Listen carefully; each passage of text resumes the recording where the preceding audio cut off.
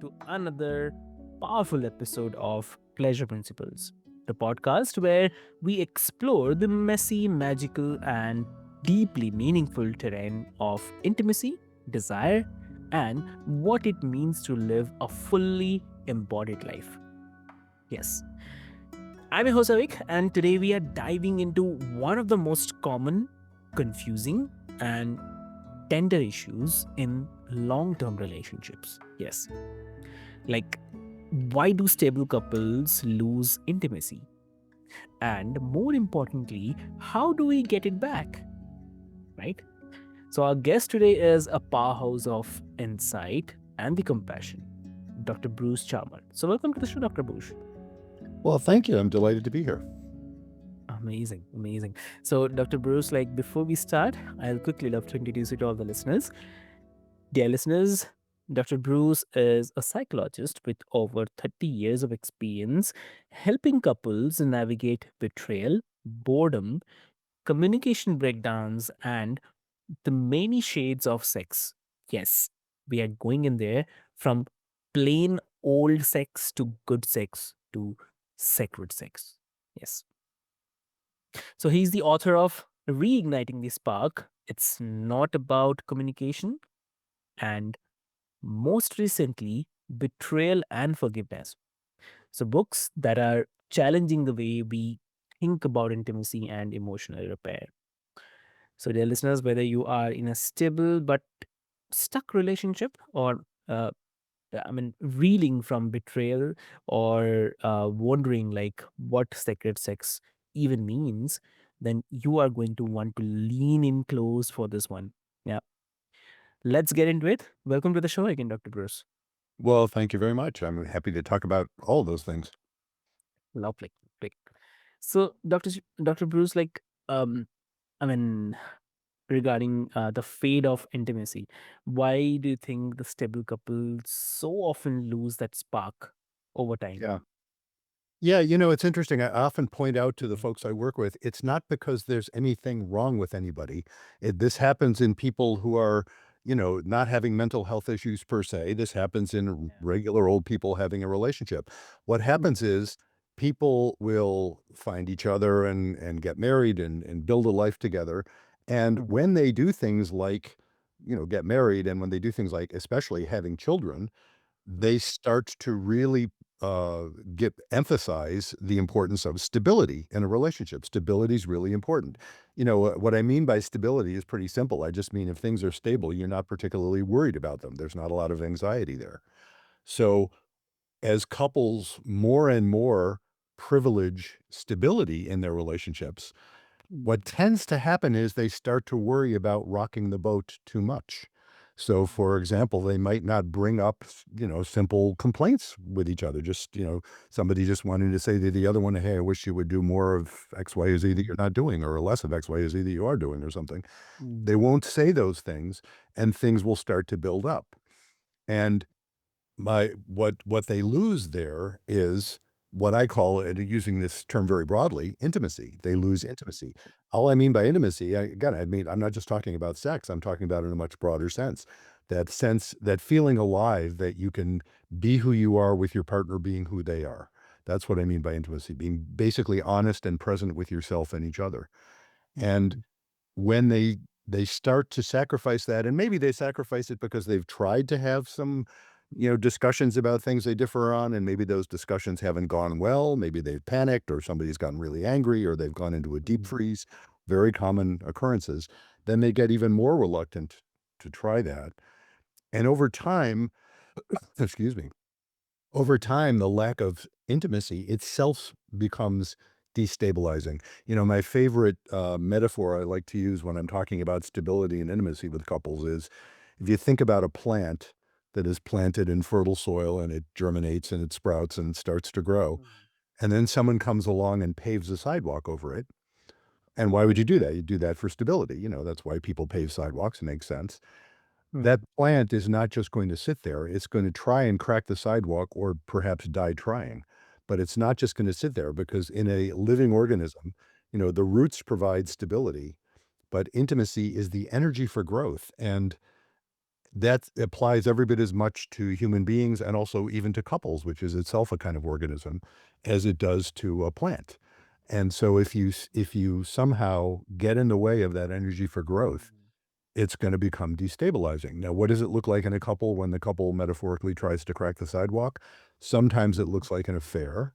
Sometimes it looks like, they can't talk about anything without getting into either a big fight or a deep freeze. Mm. Sometimes it means their sex life just goes away completely. Sometimes it means somebody gets depressed and can't Mm. really figure out why. Sometimes it means somebody just kind of blindsides the other person by saying, "I'm out of here. I can't take it anymore." All of those things are often symptoms of lack of intimacy. True. Understood. Yeah. And like you have said that it's not about the communication, Mhm. and which is definitely counter to what we have been told. Like if you can break that myth. Yes. Yeah, that's why I wrote that book. That's why I gave it such a sort of snarky title. You know, it's not about Mhm. communication. I wanna mention the subtitle of that book too. The subtitle is "Why Everything You Know About Couples Therapy Is Wrong," and which is an even snarkier subtitle. The basic idea there is that almost all the people, there are occasional exceptions, but almost all the people I work with are actually just Mhm. fine at communicating. They're very effective at communicating. The problem isn't that they need to learn better tools for communication. The problem is what they are so effectively communicating. Often what they're communicating are things like mistrust, contempt, anger, Mm. all sorts of things that are not exactly conducive to intimacy. And so helping couples through that isn't about learning better communication techniques so they can more effectively express how much they can't stand each other. It's Mhm. about getting it so that they actually go back to enjoying each other rather than being so angry. And that's a very different those are very different conversations to have than ones about, Yeah, how do we communicate better? that's the best part of it. Yeah, definitely.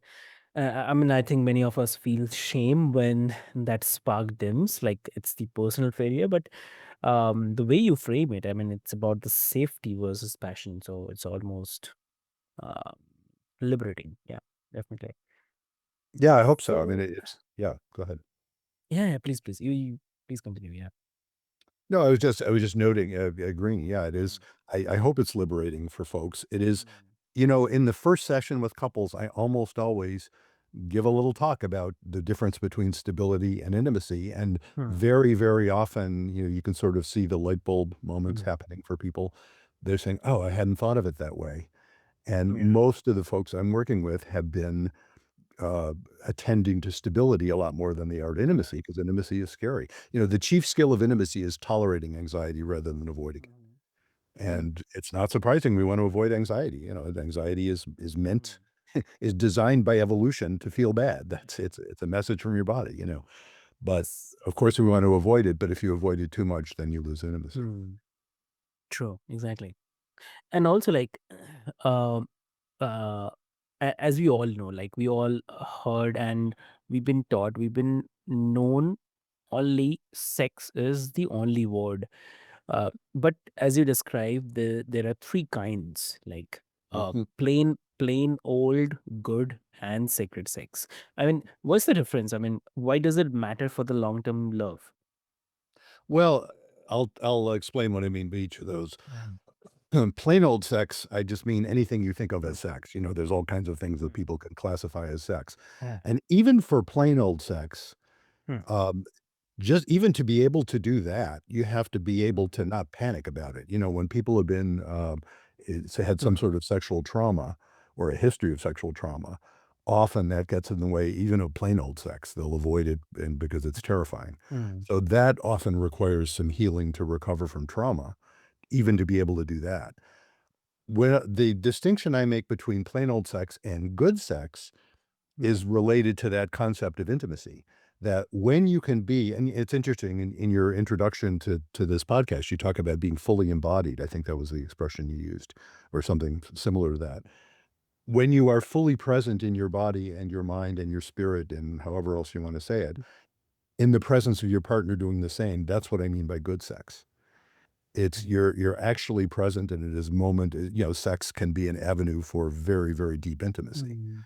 So that's what I mean by good sex. Sacred sex is another step from that. So if you have plain old sex is just your physical intimacy, and Mm. good sex is intimacy that is beyond the physical. It's also emotional and Mm. spiritual intimacy. What I mean by sacred sex is when it is beyond just the two people involved. It's when it becomes about something that is much greater forces than just the two of you. It's when it's an expression of some things. Folks who are into tantra, it's very Yeah. much about that. And there are other traditions as well. Even in the West, there are traditions of sex being an avenue for a kind of communion with with the divine. Because the forces of sex are so powerful, it really does lend itself to that. You know, Mm. Theoretically, anything could be sacred. You can have, you can Yeah. do the dishes in a sacred fashion too, if it's really all about, participating in the universe as a whole. Mm.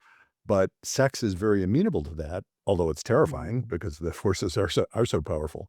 But when a couple can experience that sense that it's not just about them, that's what I mean by sacred sex. Mhm. True. Understood. Okay. And like, do couples need to earn their way to sacred sex, or is it accessible to everyone? I mean, what do you say? Well, I think, elements of both. I mean, I Mhm. think you have to be I do think of it as sort of cumulative, Mhm. you have to be good at plain old sex to get to good sex, and then you have to Mhm. be good at good sex to get to sacred sex. The thing about the sacred is you can't just manufacture Mhm. it. Do you know what I mean? You can do all kinds of things to facilitate good sex, I think. For sacred sex, it's more about setting up the conditions where it then becomes possible, but I don't know how you can force it to happen. Mhm. That's true, I think, in any kind of spiritual practice, Yeah. meditation or prayer or whatever people do. You can have these moments of transcendence. You can't time them. You can't say, okay, Mhm. today I'm going to have a moment of transcendence, but you can set up the conditions where if it's going to happen, it's more likely.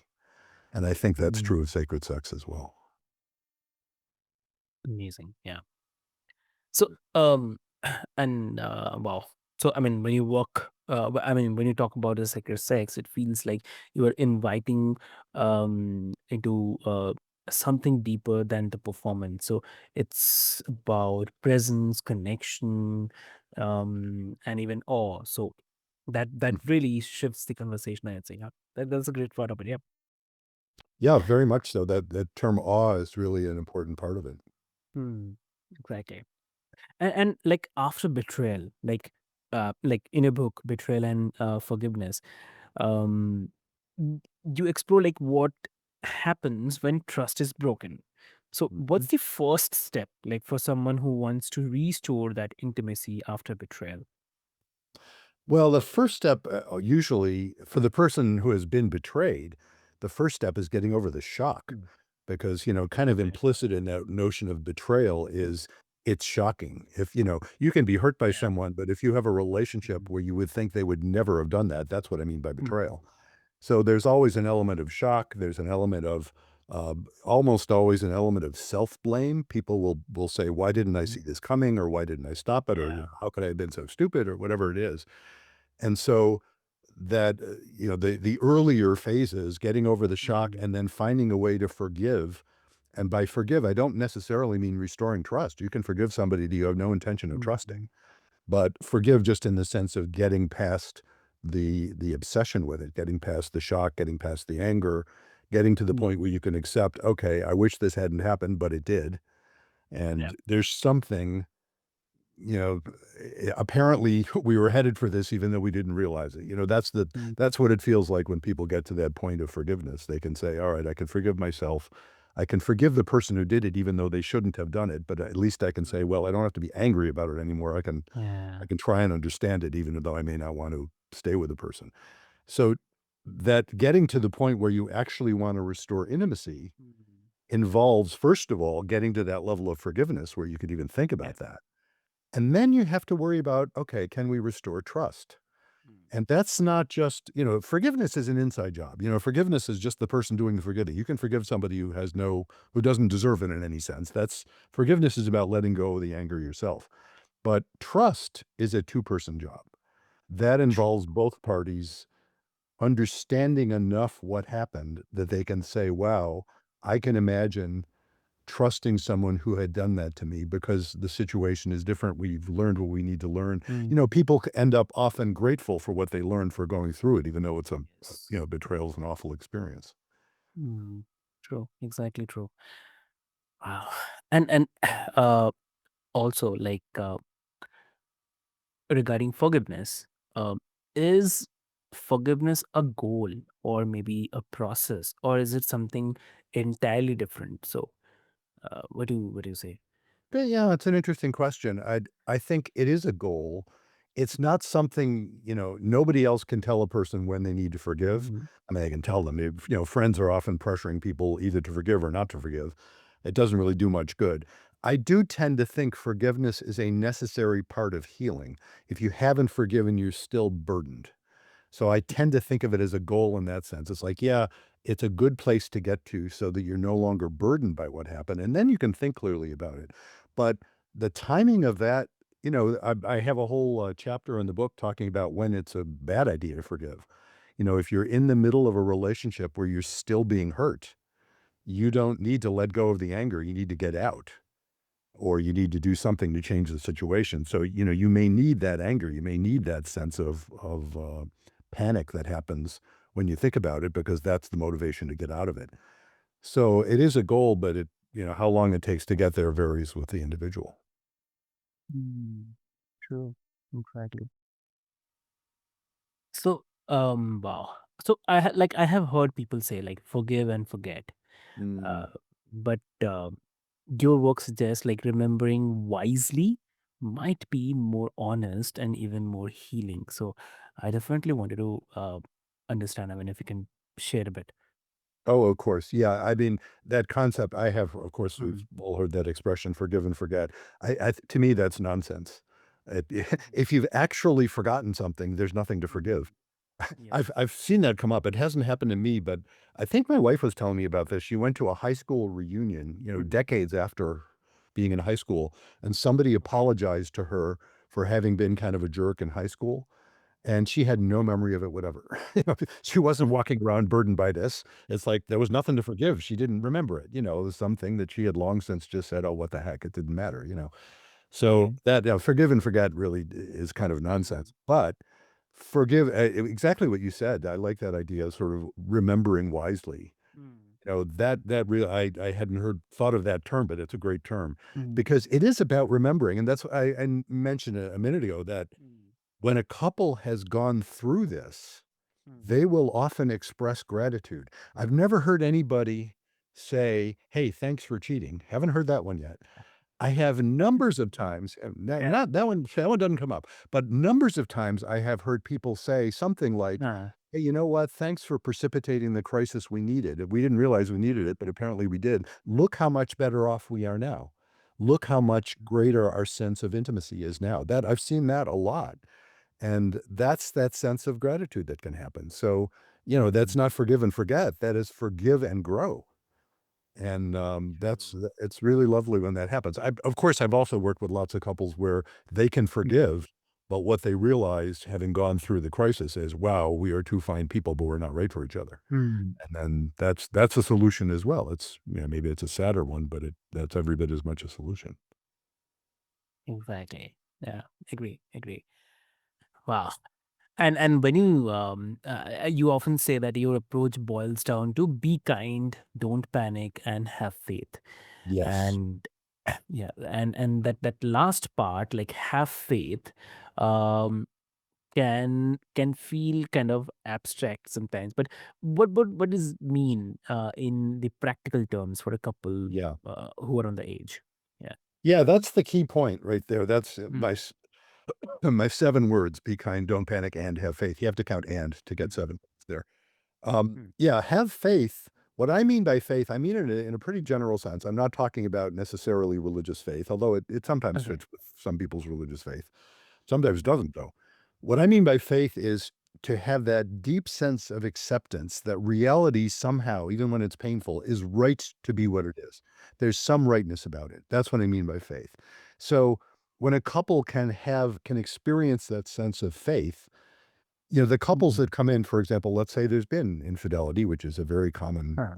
feature of folks that I meet in my practice. Yeah. The couples that come in and say, "Oh, this is terrible. We just want to go back to how it was. This is awful." The person who cheated is feeling terrible and saying, "I'll never do it again." And the other person saying, "You're damn right, you'll never do it again." They're really upset. But they come in and say, "We just wanna go back to how it was." They are not showing faith, oddly enough, and they tend to Mhm. have a hard time. The couples that come in and say, "This is awful, we are both feeling terrible, but we Mm. there must be something meaningful about this. Apparently, something was going wrong." They are showing faith. They are saying, "Wow, there's something about this we can learn from, even though it's painful, even though there was wrong behavior involved." That's Mhm. you don't have to, jettison morality to appreciate Mhm. this. There must be meaning there. The person who did the cheating will say things like, "I never would have thought I've done that. How could I have done that?" But that Mm. doesn't end the conversation, it begins it. It's like, "Okay, let's look at how you could have done that. Let's assume you're not a terrible person." That's a statement of faith as well, by the Mhm. way. The people I work with in general are not crazy, evil, or stupid. They're regular old people like we all are. Yeah. And so that's all of that is about faith, and that's what lets you not panic, which is let you restore a sense of kinship, which is what I mean by be kind. So Mhm. faith is really the key to it. And your question about, gee, how do you do that in practice? I don't have a Yeah. simple answer to, how does one acquire faith as if it were some sort of thing you could take a pill for? You can't. It's a practice. Yeah. It's a sort of spiritual practice. It's a practice Mhm. that says, okay, I'm going to start with that assumption that Mhm. we're all right to be who we are, even when things are going badly, and then work with that.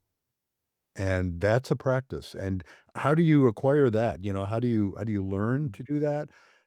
Ideally, I think if people are in couples therapy, what the therapist is providing, probably more than anything else, is that Mhm. faith.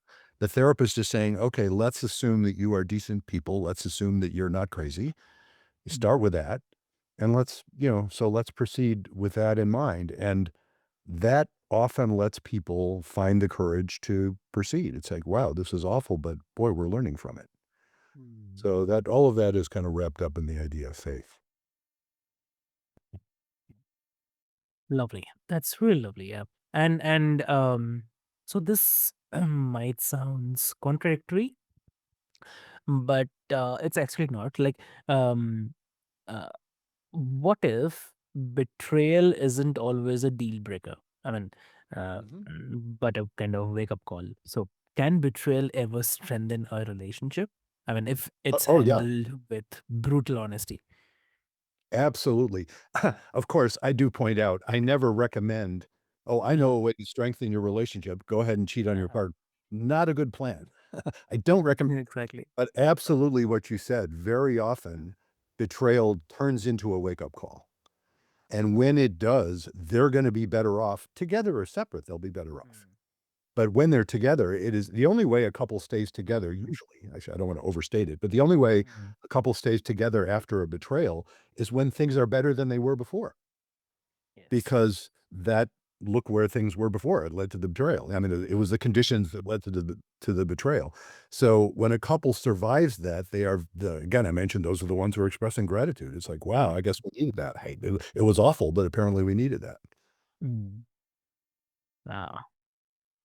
That's amazing. So great. That's really, really great. So, Dr. Bruce, I mean, thank you so much for that deep, real, and so needed discussion. Um, I mean, uh, that intimacy isn't a kind of destination; it's a practice. So, thank you so much for sharing that. And if today's episode starts something in you, dear listeners, then don't wait. Talk about it with your partner, your therapist, or even with yourself in the mirror.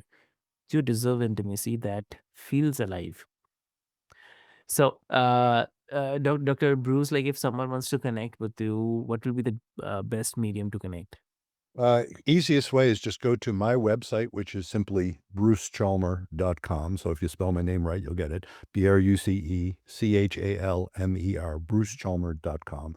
And that'll get you information about my books. It'll get information about the podcast I do with my wife, which is called Couples Therapy in 7 Words. You mentioned the 7 words earlier. and also information about my practice, which I do a telehealth practice. That's amazing. Great. Lovely. Great. So, dear listeners, I'll put all the links into the show notes for your easy reference. And if you have loved this episode, share it with someone who needs to hear that intimacy isn't lost, just waiting to be reignited. So, with this hope, this is your host, Avik, signing off from Pleasure Principles. Till then, be happy, stay mindful. Thank you so much.